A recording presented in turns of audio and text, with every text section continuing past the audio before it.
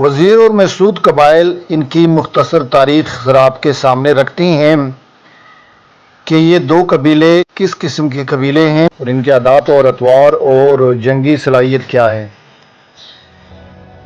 سب سے پہلے تو آپ کو یہ بتاتے ہیں کہ یہ تھے کون۔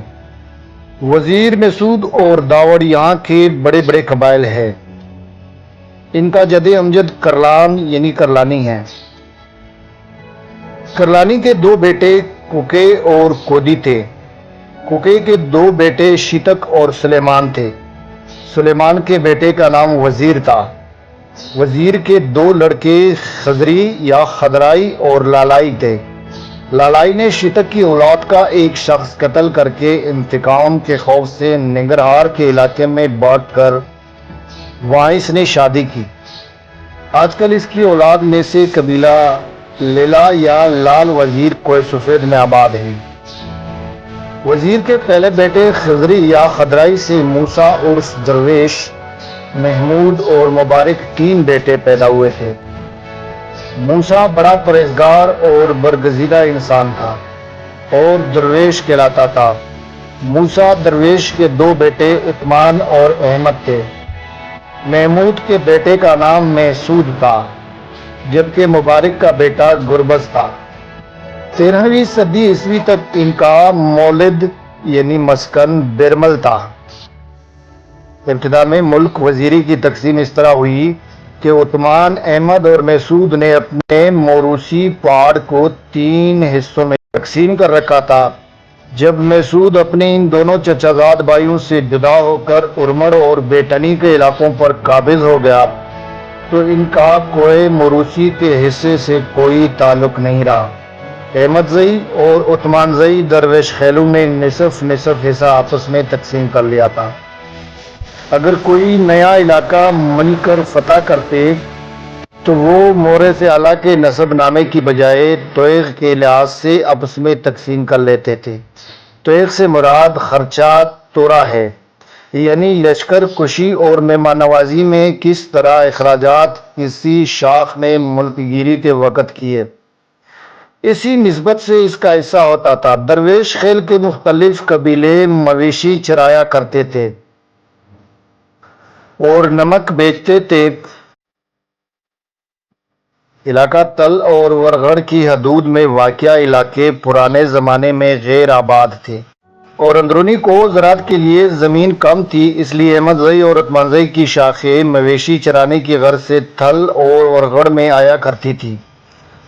اس زمانے میں یہاں کی زمین پر مروت کے لوگوں کا دعویٰ ملکیت تھا اور مغربی حصہ بنوچی کے سورانی قبیلے کے قبضے میں تھا۔ موسم گرما میں وزیر قبائل خیمے اکاڑ کر اہل و عیال اور مویشی لے کر پہاڑ پر چلے جاتے تھے۔ وہ مروت، سورانی اور خٹک قبیلوں کے ساتھ اکثر تل کی زمین کے لیے لڑائیاں لڑتے تھے۔ بعد میں بنوچی ملکوں نے عمر زئی وزیروں سے بادشاہوں کے خراج کے لیے قرض لیا تھا اور اپنی زمین بادشاہوں کے پاس گروی رکھ دی تھی۔ اس طرح وزیر قبائل کا اس زمین پر عرصہ دراز تک قبضہ رہا اور بنوچیوں کے پاس زمین گروی رکھنے کے لیے کاغذات بھی نہیں تھے۔ اس بنا پر وزیر اس کے جدید مالک تصور کیے گئے۔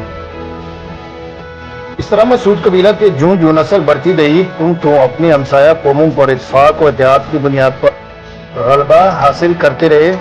سب سے پہلے انہوں نے شوال کے علاقے میں کوہ سلیمان پر قبضہ کر لیا تھا جہاں قبیلہ شیتک آباد تھا۔ اس زمانے میں قحط کے باعث قبیلہ ارمڑ کے لوگ جو شہر کانیگورم اور اس سے ملحقہ علاقوں میں آباد تھے، اس سے چھوڑ کر علاقہ سوگر، کابل اور دوسرے علاقوں میں منتقل ہو گئے۔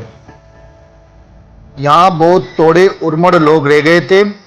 محسود قبیلے نے موقع پا کر علاقہ بدر پر قبضہ کر لیا۔ علاقہ کانیگورم اور مکین پر قبضہ کرتے وقت جب ارمڑ کا یہ چھوٹا گروہ مقابلے کے لیے نکلا تو محسود ان پر غالب آ گئے۔ اس کے بعد محسود نے رفتہ رفتہ وسیع علاقے پر قبضہ جما لیا۔ کیرو نے وزیر کو چیتا اور محسود کو بیڑیا سے تعبیر کیا ہے۔ چیتا زیادہ مکار، پھرتیلا اور زیادہ شاندار ہوتا ہے، لیکن بیڑیوں کا ہول، دن کا پکھا زیادہ متحد اور زیادہ خطرناک ہوتا ہے۔ مسلمانوں کے عہد کی تصنیفات میں مسعود اور وزیر قبائل کا تذکرہ 1780 میں تیمور شاہ درانی کے عہد میں ملتا ہے۔ وہ لکھتا ہے، وزیر افغان ایک بڑا طاقتور قبیلہ ہے جو تقریباً 1,00,000 خاندانوں پر مشتمل ہے۔ وہ جانوروں سے بہتر نہیں ہے کیونکہ کھانے پینے، اپنے پہاڑی علاقے میں گھومنے پھرنے کے راستوں پر اپنا شکار تلاش کرنے اور مر جانے کے سوا انہیں اور کچھ نظر نہیں آتا۔ یہ قبیلہ بالکل آزاد ہے اور کسی کو اپنا حاکم تسلیم نہیں کرتے۔ وہ کسی ایک خاندان یا سردار کو اپنا رہنما بھی تسلیم نہیں کرتے۔ البتہ قبیلے میں توڑے اختیارات کے متعدد ملک ہیں، لیکن جب کوئی جنگی مہم درپیش ہو تو پھر ایک قائد چن لیا جاتا ہے جس کی اطاعت سب پر لازم ہوتی ہے۔